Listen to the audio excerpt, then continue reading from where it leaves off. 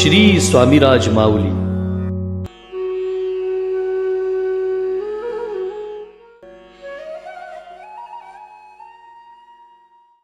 स्वामी बापा माझा उभा हा तिष्ठत, कटी एक हस्त घेऊन या।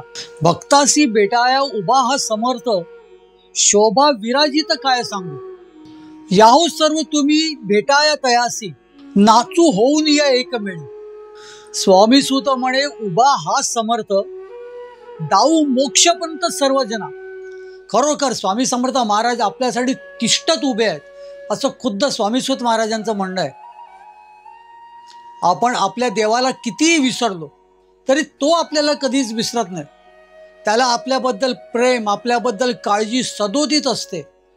आणि म्हणूनच कधी जर आपण अडचणीत असलो, कधी जर आपण आपल्या विवंचनेत असलो, कधी आपल्याला कुठल्या प्रकारचा आपल्याला त्रास होत असेल, तर आपला परमात्मा, आपला देव, म्हणजे आपल्याला सांगायचं असेल तर आपला स्वामी समर्थ महाराज हे आपल्याला स्वतःकडे बोलवून घेतात, त्यांची आठवण आपल्याला देतात। आपल्या भक्ताची केविलवाणी परिस्थिती पाहता परब्रह्म खुद्द श्री स्वामी समर्थ महाराजांनी त्यांना आपल्याजवळ बोलवून घेतलेलं आहे। आणि अशाच काहीशा प्रसंगाबद्दल आज आपण बोलणार आहोत। स्वामी कृपेने ही बोलतसे वाणी, नभे माझी करणी बोलवया। स्वामी सूत म्हणे स्वामीची कथा, कृपा बळे वार्ता बोलतसे। नमस्कार भक्त मंडळी, श्री स्वामीराज माऊली या आपल्या लाडक्या यूट्यूब चॅनलमध्ये मी मिलिंद पिळगावकर अगदी तुमचा नेहमीप्रमाणे खूप खूप स्वागत करतो। भक्तगण, आजचा आपला विषय थोडासा वेगळा आहे। आतापर्यंत आपण स्वामी महाराजांच्या पाठी लागतो, स्वामी महाराजांची उपासना करतो, स्वामी महाराजांच्या कडे जाऊन आपण स्वामी महाराजांची भक्ती आपली दृढ होण्याचा प्रयत्न करतो। पण इथे प्रत्यक्ष स्वामी समर्थ महाराजांनी आपल्या भक्ताला त्यांच्यापाशी बोलवून घेतलेलं आहे। त्यांच्या अडीअडचणीच्या काळामध्ये प्रत्यक्ष परब्रह्मश्री स्वामी समर्थ महाराज त्यांच्यासाठी उभे राहिलेले आहेत। आणि म्हणून आजचा हा विषय मला तरी वाटत नाही आपल्या या चॅनलवरती ह्या अगोदर आपण अशा पद्धतीचा विषय हाताळला आहे। भक्तपणे पुण्याचे विष्णुपंत चिंतामण भोपटकर हे एका कोर्टामध्ये जज साहेबांचे शिरस्तदार होते। सरकारी नोकरी होती, त्यामुळे सुट्टी बिट्टी मिळण्याचा काय त्यांना अजिबातच कुठली मुभा नव्हती। त्यात विष्णुपंत पडले आपल्या कामाशी अत्यंत प्रामाणिक, त्यामुळे घरी त्यांना लक्ष देण्यास फारसा वेळ मिळतच नसायचा। ही गोष्ट आहे 1869 सालातली, ज्याला प्रत्यक्ष स्वामी समर्थ महाराज देह स्वरूपामध्ये अक्कलकोटात नांदत होते। रोज सकाळी उठणं, देवपूजा वगैरे आटपली का अगदी प्रामाणिकपणे ती वेळ सांभाळून आपल्या कामावरती जाणं आणि काम आटपलं का घरी येणं। काम आणि घराच्या व्यतिरिक्त त्यांनी कुठे कधीच बघितलं नाही। ते स्वतः, त्यांची सौभाग्यवती आणि एक मुलगा, असा छोटासा परिवार, फार आनंदामध्ये, फार सुखामध्ये सगळं काय चाललेलं। पण अचानक एका कफचं निमित्त झालं आणि त्यांची बायको आजारी पडली। भक्तगण, साधा कफ, खोकला, तसं बघायला गेलं तर पूर्वीच्या काळात पण एक असं मोठं प्रकरण नव्हतं। पण तरी पण तिचा आजार या कफने इतका वाढत गेला की बाई अक्षरशः हंतरुणाला खिळून बसली। तिला उठता येणं, चालणं, फिरणं, हिंडणं तर फार लांब झालं। आणि असं कितीतरी दिवस ती अंथरुणाला खिळून बसलेली। खूप औषधोपचार केले, खूप वैद्य केले, खूप डॉक्टर्स केले, पण बाईला काय गुण येईल तर शपथ, असंच सगळं चाललं होतं। घरातलं वातावरण एखादा माणूस आजारी असल्यावरती फार बदलून जातं, पूर्णतः विषण्ण झालेलं वातावरण। विष्णुपंतांना काही कळतच नव्हतं आपण करायचं काय आता। बाईला काही केलं कोणाचाच गुण येत नव्हता, ते हताश झाले होते। आणि एके दिवशी सुट्टीचा दिवस होता, रविवार वगैरे असेल, त्यावेळेला त्यांचे स्नेही बळवंतराव भिकाजी ढवळे, त्यांना रावसाहेब ढवळे सुद्धा म्हटलं जायचं, त्यांचं त्यांच्याकडे येणं झालं। कितीतरी दिवस भेट नव्हती, त्यामुळे त्यांनी विचार केला असेल पुण्यातल्या पुण्यात आपण राहतो तर विष्णुपंतांना जाऊन भेटूया। आणि भेटून जाऊन बघतायत तो काय, त्यांची बायको अक्षरशः हंतरुणाला खिळून बसलेली। तिला काही कळत नव्हतं, एवढी आजारी पडलेली का तिचं सगळी उठबस सगळी त्यांनाच करावी लागत होती। विष्णुपंतांनी ह्या ढवळ्यांकडे त्यांची सगळी चिंता व्यक्त केली। त्यांना सुद्धा त्याच्याबद्दल खूप वाईट वाटलं। आता हे ढवळे पडले अत्यंत निस्सीम स्वामी भक्त बरं का. म्हणजे ह्या अगोदरच्या कितीतरी एपिसोड्समध्ये आपण त्यांच्याबद्दल उल्लेख केलेला आहे. अगदी थोडक्यात सांगायचं तर विनायकराव आगासकरांच्या एपिसोडमध्ये त्यांचा उल्लेख आहे. कारण विनायकराव आगासकरांना ज्या स्वामी महाराजांनी पादुका पाठवल्या त्या या ढवळेंकडूनच पाठवल्या होत्या. हे ढवळे स्वामी महाराजांचे निस्सीम भक्त होते. त्यांच्याबद्दल आज ना उद्या आपण जर जास्तीच माहिती मिळाली आपल्याला तर निश्चितच एक अख्खा एपिसोड करू. विष्णुपंतांची व्यथा या ढवळेंनी ऐकली खरी आणि त्यांना स्मरण झालं असेल तर प्रत्यक्ष स्वामी समर्थ महाराजांचं. कारण ढवळेंचं स्वामी महाराजांच्या खेरीज पानच हलत नव्हतं. त्यांनी विष्णुपंतांना सांगितलं, अहो स्वामी समर्थ माहिती आहेत ना तुम्हाला अक्कलकोटचे, मग त्यांचं का नाही स्मरण करत तुम्ही. तोवर विष्णुपंतांच्या फक्त कानावरती स्वामींचं नाव आलं होतं. त्या काळामध्ये स्वामींची ख्याती सर्वत्र पसरलेली. आजवर त्यांना कधीही वाटलेलं नव्हतं की त्यांनी अक्कलकोटला जाऊन महाराजांचं दर्शन घ्यावं. पण रावसाहेब ढवळे त्यांच्याकडे आले काय, त्यांनी त्यांना एक गोष्ट सुचवली की तुम्ही कितीतरी औषधोपचार केले सांगता, कितीतरी वैद्यराजांकडे गेले असे सांगता, कितीतरी डॉक्टरांचे औषधोपचार केले असं सांगता. मग तुम्हाला आता एक गोष्ट आणखीन सांगतो मी. तुमच्या घरातल्या देवघराकडे तुम्ही एक श्रीफळ ठेवा, स्वामी समर्थ महाराजांचं स्मरण करा आणि महाराजांना सांगा की माझ्या बायकोला बरं वाटू द्या. मी आज ना उद्या तिला घेऊन तुमच्याकडे येईन, तुमचं दर्शन घेईन. आणि त्याचबरोबर तुम्हाला एक मी आणखीन वैद्यराज सुचवतो. रावसाहेब ढवळेंनी त्यांना वैद्य गणेश शास्त्री साकुर्डेकरांचे नाव सुचवले. आता मात्र विष्णुपंतांना आशेचा किरण दिसू लागला. त्याने मनोमनी स्वामी समर्थ महाराजांना नमस्कार केला, प्रार्थना केली की जे काय ढवळे सांगतात त्या पद्धतीने मी करतो आणि निश्चितच तुमच्या दर्शनाला मी माझ्या बायकोला घेऊन येईन. तिला बरं करा, तिला बरं वाटू द्या. कोणीतरी त्यांना सांगावं की महाराजांचं स्मरण करा, निश्चित तुमची बायको 2 पायावरती उभी राहील. त्यांना खरोखर हे सगळं ऐकून खूप बरं वाटलेलं. काही प्रमाणात आनंदच झाला होता म्हणानं की कुठेतरी आता अशी वाट मिळालेली आहे, कुठेतरी आपला ऐकणारा कोणतरी आपला देव आहे की ज्याच्याकडे प्रार्थना केली तर आपण ह्या सगळ्या विवंचनेतून बाहेर पडू. त्या आनंदाच्या भरामध्ये म्हणा किंवा जो काय तो आशेचा किरण दिसला त्याच्यामुळे म्हणा, तो दिवस त्यांचा इतका चांगला गेला ते एकसारखे स्वामी महाराजांचं स्मरण करत राहिले. आणि या आनंदाच्या भरात त्या दिवशी त्यांनी तिथे देवापुढं नारळ ठेवायचंच ते विसरले. दुसऱ्या दिवशी सकाळी ते उठले आणि नेहमीप्रमाणे आपल्या कामाला निघून गेले. पण त्या दिवशी दुपारी त्यांचे मेवणे त्यांच्या कार्यालयात आले, कोर्टामध्ये आले. त्यांना काहीतरी त्यांना सांगायचं होतं, काहीतरी विचारायचं होतं. मधली जेवणाची ज्यावेळेला सुट्टी होते त्यावेळेला विष्णुपंतांनी आपल्या मेवणाला बोलवलं. तू आलेल्यास काहीतरी तुझं काम असावं.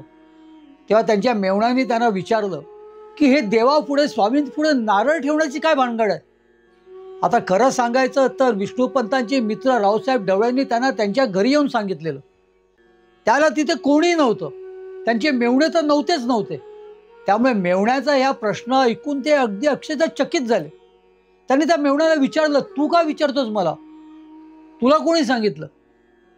तेव्हा त्यांच्या मेवण्याने त्यांना सांगितलं की महाराजांचा मला काल दृष्टांत झाला, काल रात्री. आणि अक्कलकोट स्वामी महाराजांनी मला असंच सांगितलंय की जा आणि विष्णुपंतांना सांग तो नारळ ठेवायचा विसरलेला आहे. काल रात्री त्याला माझं स्मरण करून नारळ ठेवायचा होता, ते तो विसरलाय. विष्णुपंतांना हे ऐकून अक्षरशः घरीवरून आलं. आपल्या देवाला, आपल्या परमात्म्याला आपली किती काळजी आहे याचा अंदाज विष्णुपंतांना आला. आणि त्याचबरोबरीने त्यांना एक खात्रीसुद्धा झाली की आता आपली बायको बरी होणार. कारण प्रत्यक्ष देवाला, प्रत्यक्ष परमात्म्यालाच आपली काळजी आहे तर मग कसला विचार करायची गरजच नाही. त्यांनी त्यांच्या मेवणाला सगळी हकीकत सांगितली आणि त्यांना सांगितलं की बघ महाराजांना माझी किती काळजी आहे, म्हणून महाराजांनी तुला मला आठवण देण्यासाठी सांगितलं. तू हा जो काय मला निरोप दिला तो काल माझ्या मित्रांनी मला येऊन सांगितलं आणि मी ते करायला विसरलेलो. भक्तमुळे आपल्या देवाची आपल्याला ओढ असणं त्याला एक विशिष्ट कारण असतं. मी नेहमी तुम्हाला सांगतो, आपण मठामध्ये जातो, आपण देवळामध्ये जातो किंवा आपण घरी आपल्या स्वामी महाराजांच्या प्रतिमेपुढे जेव्हा उभे राहतो, प्रामाणिकपणे जर आपण विचार केला तर आपण काय करतो, ती ओढ आपल्याला कशासाठी असते हे आता वेगळं परत इथे सांगण्याची गरज नाही, पण इथे प्रत्यक्ष त्या परमात्म्याला त्याच्या भक्ताची ओढ होती. आणि म्हणूनच त्यांच्या मेवण्याला दृष्टांत देऊन त्यांनी सांगितलं, रे बाबा जाऊन विष्णुपंतांना ती आठवण दे, कारण ते विसरलेले आहेत. त्या दिवशी संध्याकाळी घरी येताच त्यांनी आंघोळ केली, शुचिर्भूत झाले आणि सर्वप्रथम काय केलं असेल तर स्वामी महाराजांच्या पुढे म्हणजे त्यांच्या देवघरामध्ये स्वामी महाराजांचं स्मरण करून एक श्रीफळ ठेवलं. त्यांना एकच गोष्टीचं स्मरण होत होतं, एकसारखं स्मरण होत होतं की बघा महाराजांना माझी किती काळजी आहे. मी विसरलो तर माझ्या मेवण्याला आठवण केली, मला सांगायला सांगितलं, माझ्याकडे निरोप पाठवला. प्रत्यक्षात स्वामी समर्थ महाराज किती दयाळू आहेत आणि त्यांच्यासारखं दैवत आपल्याला आपल्या मित्रांनी सुचवलेलं आहे, हे आपलं किती भाग्य आहे. या विचारामध्ये आणि ह्या आनंदामध्ये पुन्हा ते एक गोष्ट विसरले, बरं का, पुन्हा एक गोष्ट विसरले. आणि ती गोष्ट म्हणजे वैद्यराज गणेश शास्त्रींकडे बायकोच्या बद्दल जाऊन सांगणं किंवा त्यांच्याकडून आपल्या बायकोला तपासून घेणं. पुन्हा दुसरा दिवस उजाडला, पुन्हा विष्णुपंतांचं तेच, पुन्हा ते आपल्या कामावर गेले, कामामध्ये मग्न होत असत, त्या बाकी त्यांना काही सुचत नसत. पुन्हा ते घरी आले आणि ह्या सगळ्या त्यांच्या त्या रोजच्या रहाटगाडग्यामध्ये त्यांच्या मित्रांनी सांगितलेल्या वैद्यराजांनाच ते विसरले. रावसाहेब ढवळेंनी त्यांना सांगितलेलं, नाव सुचवलेलं, का तुम्ही वैद्यराज गणेश शास्त्री साकुर्डीकरांकडे जा, त्यांच्या औषध उपचाराने तुम्हाला बहुतेक गुण येईल. कसं असतं भक्तांनो, काहीतरी निमित्त असतं. हे नाव सुचवण्यापाठी सुद्धा महाराजांचीच कृपा होती. न जाणो महाराजांनीच त्यांना ते नाव सुचवलं असावं, पण हे सगळं विष्णुपंतांना सुचलंच नाही. ह्याच्यातच 1-2 दिवस गेले आणि नंतर मात्र महाराजांनी जे काही केलं ते खरोखर तुम्ही ऐकल्यावरती अक्षरशः आश्चर्यचकित व्हाल. अहो, विष्णुपंत विसरले ठीक आहे, पण महाराज ते विसरले नव्हते. महाराजांना विष्णुपंतच्या बायकोला बरं करायचं होतं. विष्णुपंत आपल्या कामामध्ये त्या वैद्यराज गणेश शास्त्रींना विसरले. आपल्या वाट्याचं पूर्ण काम अगदी प्रामाणिकपणे करून नंतरच ते घरी परतायचे. दमून भागून घरी परतल्यानंतर त्यानंतर झोपेपर्यंतचा जो काही वेळ कसा जायचा तो त्यांनाच कळायचा नाही. त्यात त्या बायकोची सिद्ध सेवा करायची आणि हे सगळं करण्यामध्ये साहजिकच ते त्या वैद्यराजांना विसरले होते. पण महाराज विसरले नव्हते. महाराजांनी काय करावं? महाराजांनी त्या वैद्यराज गणेश शास्त्री साकुर्डीकरांना दृष्टांत दिला आणि त्यांना सांगितलं. हे साकुर्डीकर सुद्धा महाराजांचे निस्सीम भक्त होते, पण त्यांना अक्कलकोटामध्ये जाणं राहून गेलेलं त्यांचं. त्यांच्याकडे औषधोपचारासाठी रोज येणारी जी काही गर्दी असायची, त्यामुळे ते सुद्धा कामामध्ये अगदी मग्न असायचे. आणि त्यातच स्वामी समर्थ महाराजांनी साक्षात परब्रह्मानी त्यांना दृष्टांत दिला आणि त्यांना सांगितलं, अरे त्या विष्णुपंताकडे मी निरोप पाठवला खरा, पण त्याला कामामध्ये तो पुन्हा विसरून गेलेला आहे, तो विसरबोळा आहे. पण तुला मी सांगतो, एक काम कर, तू विष्णुपंतांकडे जा आणि विष्णुपंतांच्या बायकोला तपासून त्यांना औषधोपचार सुरू कर. ती माझी माय आहे, तिला बरं कर. स्वामी समर्थ महाराजांच्या दृष्टांतातून खडबडून जेव्हा ते जागे झाले, तेव्हा सर्वप्रथम त्यांनी काय केलं असेल तर विष्णुपंत भोपटकरांना शोधून काढले. हे कोण आहेत विष्णुपंत भोपटकर पुण्यामध्ये, आणि त्यांची माहिती गोळा करून ते कुठे राहतात, काय राहतात, ते त्यांच्याकडे गेले. आता त्यासारखं मोबाईल फोन नंबर मिळवणं वगैरे असं काहीच नव्हतं तेव्हा. प्रत्यक्ष जावं लागायचं त्या व्यक्तीकडे. आणि वैद्यराज गणेश शास्त्रींनी तेच केलं. वैद्यराज गणेश शास्त्रींनी त्या दिवशी आपली कामं सगळी लवकर आटपली आणि संध्याकाळच्या सुमारास ते या विष्णुपंत भोपटकरांचं घर शोधत शोधत विष्णुपंतांच्या घरी पोचले. विष्णुपंताच्या दाराबाहेर पोचताच विष्णुपंत सुद्धा कामावरून सुटले होते, ते सुद्धा तिथे गेले. मग आपल्या घरी कोण ग्रस्त आल्यात म्हणून त्यांनी सहज चौकशी केली. त्या शास्त्री बुवाने सांगितलं, मी वैद्यराज गणेश शास्त्री साकुर्डीकर. त्यांचं ते नाव ऐकताच विष्णुपंत अक्षरशः ओशाळले. हो, त्यांना काहीच कळेना असं झालं. आपल्याला आपल्या मित्रांनी यांचं नाव सुचवलं खरं, पण मध्ये 8-10 दिवस गेले, आपल्याला त्याचं स्मरण सुद्धा नाही झालं. पण त्यांना एक गोष्ट कळेनाशी झाली, आपण यांच्याकडे न जाता हे कसे काय आपल्या दारात आले.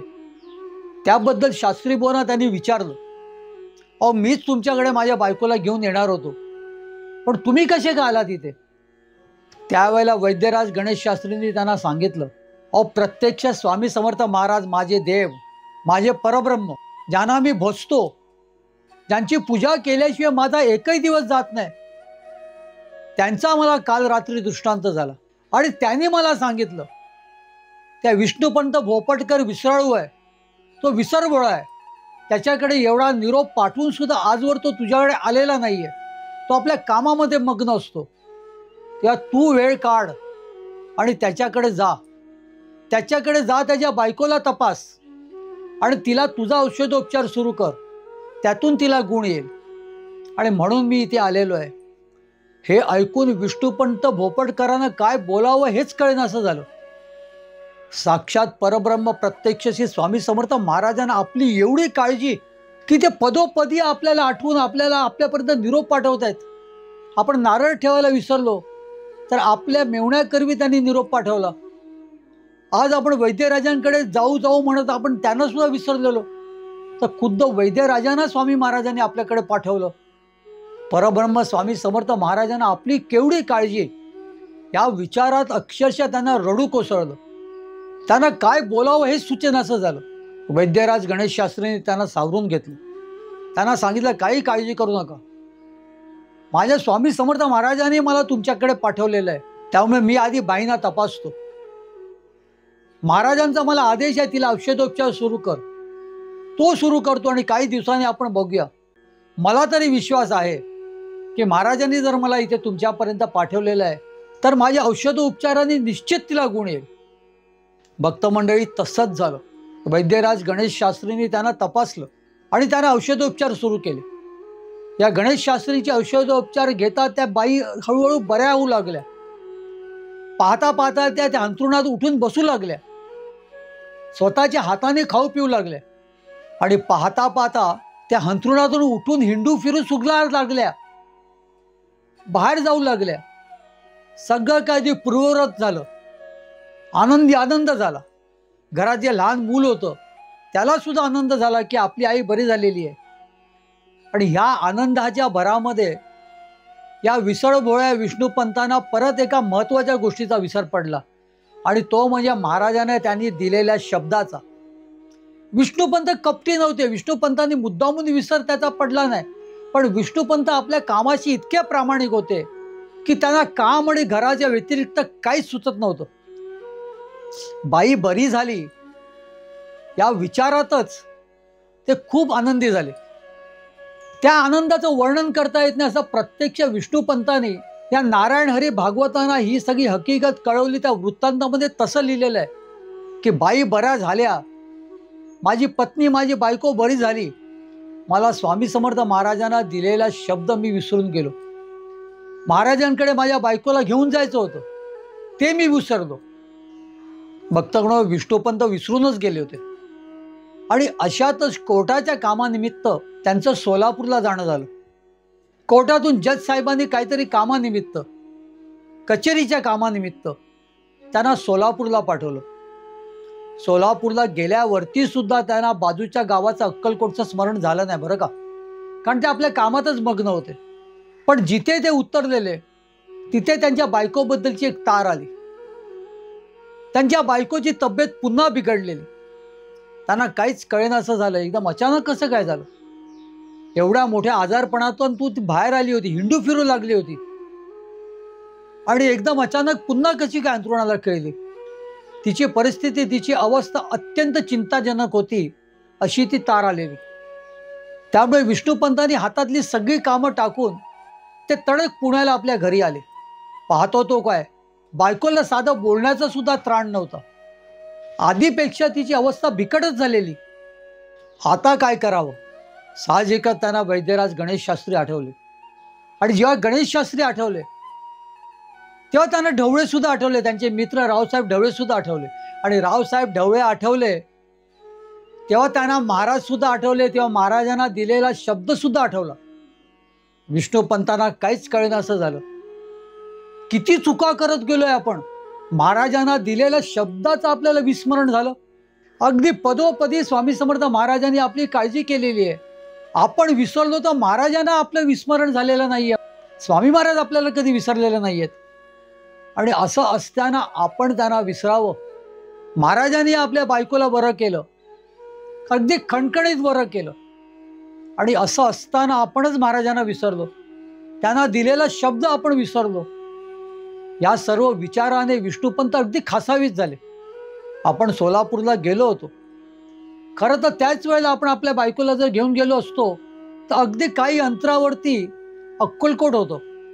तिथे आपल्याला महाराजांचं दर्शन सुद्धा घेता आलं असतं. पण आपण महाराजांनाच विसरलो होतो. ज्या परब्रह्माने, ज्या परमेश्वराने आपली काळजी केली, आपल्याला ह्या इतक्या मोठ्या विवंचनेतून, आपल्या त्रासातून बाहेर काढलं, त्याला आपण दिलेला शब्द सुद्धा आपण राखला नाही. ते खूप अस्वस्थ झाले आणि लागलीच त्यांनी महाराजांना हात जोडला आणि ते महाराजांची ते माफी मागू लागले. महाराजांना म्हणाले, खरोखर मी अपराधी आहे, मी विसरलो तुमचं, मी तुम्हाला इतका शब्द दिला पण माझ्या कामामध्ये मी पूर्णतः विसरून गेलो. दयागन महाराजांना त्यांची दया आली, कारण ते कुठल्याही स्वार्थापोटी किंवा कुठल्याही काय याच्यामध्ये ते मुद्दामून विसरलेले नव्हते. ते आपलं कर्म करत होते, ते आपल्या कामामध्ये सगळं काय विसरलेले. त्यामुळे त्यांची प्रार्थना ऐकताच बाईंना पुन्हा गुण यायला सुरुवात झाली. वैद्यराज गणेश शास्त्रींचे औषधोपचार पुन्हा सुरू करण्यात आले. हळूहळू पाहता पाहता बाई काहीशा बऱ्या झाल्या. अगदी पूर्वपार अगदी खणखणीत बऱ्या झाल्या नाहीत, पण बऱ्या झाल्या. त्यांना गुण येत होता. लगेचच काही दिवसांमध्ये कोर्टाला सुट्टी पडणार होती, कोर्टाला रजा पडणार होती, आणि त्यावेळेला आपण आपल्या बायकोला घेऊन अक्कलकोटला स्वामी समर्थ महाराजांच्या दर्शनाला जायचं हे त्यांनी नक्की केलेलं. बाईंना हळूहळू गुण येत होता, पण ते अशक्तच होत्या. अशक्तपणा काय त्यांच्या अंगातून गेलेला नव्हता. पण आता यंदा थांबायचं नाही. आपल्याला जशी सुट्टी मिळेल, जशी रजा मिळेल, तसं बायकोला घेऊन अक्कलकोटला स्वामी समर्थ महाराजांच्या दर्शनाला जायचं म्हणजे जायचं. ते आता मात्र विसरून चालणार नाही. आणि भक्त म्हणजे 1870 सालामध्ये जुलै महिन्यामध्ये त्यांचं बायकोला घेऊन अक्कलकोटला जाणं झालं. त्यावेळेला त्यांनी वैद्यराज गणेश शास्त्रींना सुद्धा विनंती केली, तुम्ही सुद्धा आमच्याबरोबर आलात तर बरं होईल. म्हणजे बायकोची तब्येत वगैरे मध्येच जर काय बिघडली तर तुम्ही असल्यावरती आम्हाला ती चिंता नसेल. तुम्ही लागलीच औषधोपचार सुरू करून पुन्हा बाई खणखणीत उभ्या राहिली किंवा निदान प्रवास करू शकतील. स्वामी समर्थ महाराजांचं दर्शन सुद्धा मिळणार, आपल्या देवाचं दर्शन मिळणार, हा विचार करून वैद्यराज सुद्धा तयार झाले. ते म्हणाले, विष्णुपंत, तुमच्या बायकोची काळजी तर घ्यायची आहेच आहे, पण त्याचबरोबरीने माझ्या देवाचं मला दर्शन होईल. आज इतके वर्ष मी माझ्या कामामुळे तिथे जाऊ शकलो नाही, ते ह्या निमित्ताने मला सुद्धा महाराजांचं दर्शन घडेल. ते एका पायावर तयार झाले आणि ह्या तिघांची अक्कलकोटकडे स्वारी निघाली. मध्ये ते सोलापुरात थांबले. पावसाचे दिवस होते. पाऊस मी म्हणत होता. प्रवास करणं सुद्धा तसं बघायला गेलं तर सोपं नव्हतं. पण तरी पण ते पुण्यावरनं सोलापूरला कसे पोचले. जसे सोलापुरात पोचले तशा अनेक अडचणी आणखीन आल्या. पाऊस पडतच होता. प्रवास करणं तसं सोपं नव्हतंच. त्यावर बाईंचा सुद्धा आजार वाढला. आता करायचं काय? पण बाई खंबीर होत्या. त्यामुळे काही हरकत नाही, मी हळूहळू चालेन, पण आपण महाराजांच्या दर्शनाला अक्कलकोटात पोचूया, कसंही करून पोचूया. पूर्वीच्या काळात तसं बघायला गेलं तर प्रवास तितका सोपा नव्हता. पुण्यावरनं अक्कलकोटला जाणं सुद्धा तेवढं सोपं नव्हतं. कसे बसे सोलापुरात पोचले खरे, पण सोलापूरवरनं अक्कलकोटचा प्रवास जो काय बैलगाडी किंवा जे काय असेल त्या काळानुसार तो सुद्धा तेवढा सोपा नव्हता. पण कसलाही विचार न करता सगळ्या अडचणी झेलत ते कसेबसे अक्कलकोटला पोचले. अक्कलकोटला पोचून त्यांनी स्वामी समर्थ महाराजांची चौकशी केली. तेव्हा त्यांना कोणीतरी सांगितलं, महाराज राजवाड्यात आहेत आता, पण तिथे पुरुषांना प्रवेश नाहीये, त्यांचं दर्शन फक्त बायकांनाच जाऊन आतमध्ये घेता येईल. तोवर विष्णुपंतांच्या पत्नी अगदी खणखणीत बऱ्या झाल्या होत्या.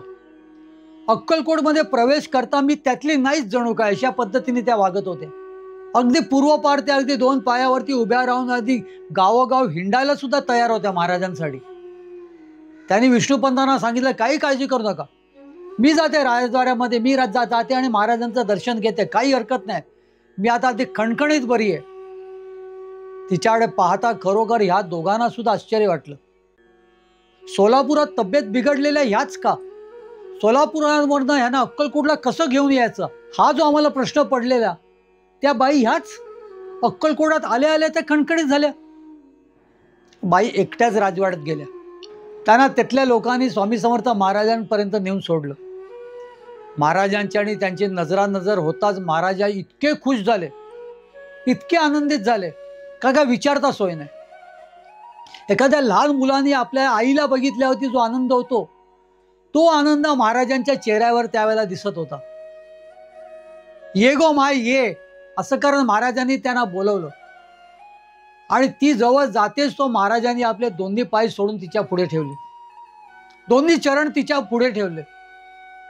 भक्तगण, स्वामी समर्थ महाराजांच्या चरित्रात म्हणजे मूळ चरित्रामध्ये आपण असं कितीतरी वेळा वाचलेलं आहे की एखादा माणूस स्वामी समर्थ महाराजांच्या पायावरती डोकं ठेवायला जातो की महाराजांच्या चरणामध्ये आणि त्याच्या मस्तकामध्ये जवाचं अंतर असताना महाराज एकदम खडसावून जोराने बोलून त्याला हकलवत असत. हट हरामखोर, येऊ नको जवळ, असं काहीतरी बोलत. आणि महाराजांच्या त्या गगनभेदी आवाजामध्ये तो माणूस कुठल्या कुठे उडला जायचा. इथे तर महाराजांनी स्वतः आपले चरण बाईं पुढे ठेवले होते. मग काय विचारावं, बाईंचा तो आनंद काय असेल. बाईंनी लागलीच त्यांच्या चरणावरती डोकं ठेवलं, घट्ट मिठी मारली आणि त्या बाई रडू लागल्या. हो, साधा विचार केल्यावरती सुद्धा आपल्या डोळ्यातून पाणी येईल असा प्रसंग होता.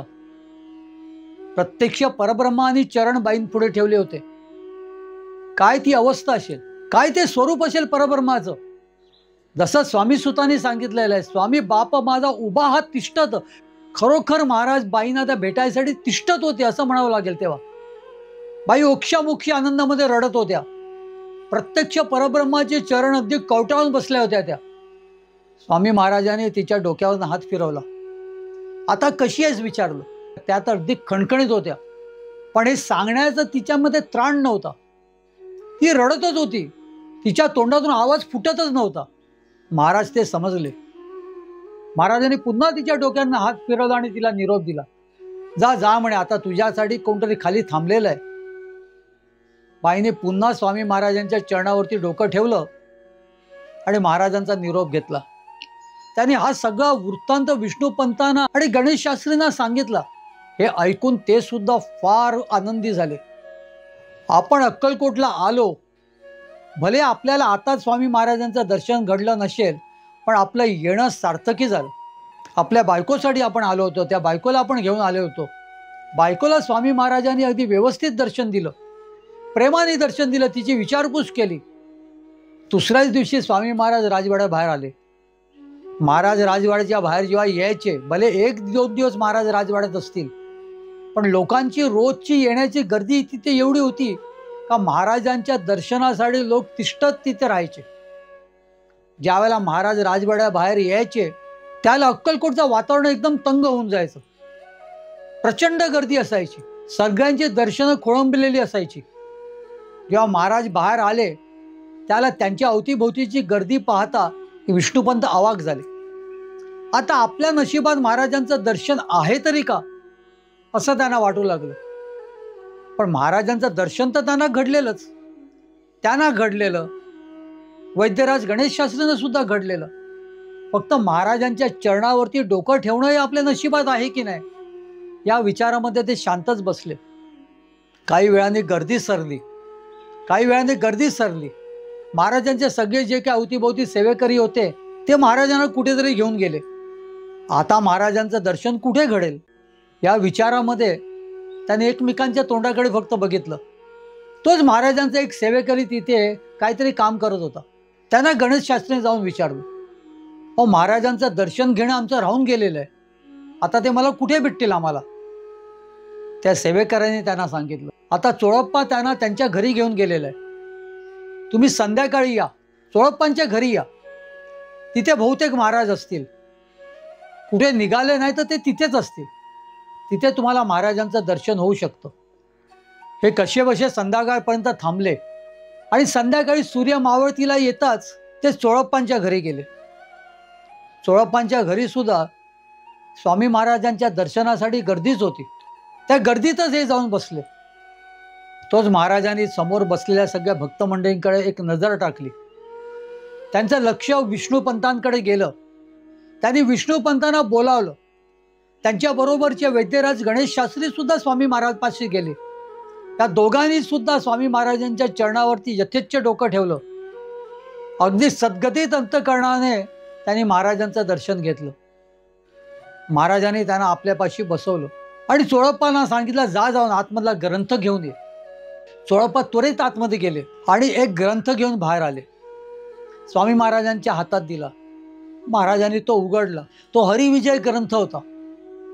हा ग्रंथ स्वामी महाराजांनी उघडून त्यातली काही पानं चाळली आणि तो ग्रंथ विष्णुपंतांच्या हातात दिला. विष्णुपंतांनी मोठ्या आदराने त्या हातामध्ये घेतला खरा, त्याच्यावरती मस्तक ठेवलं, त्याला नमस्कार केला आणि पुन्हा स्वामी महाराजांना दिला.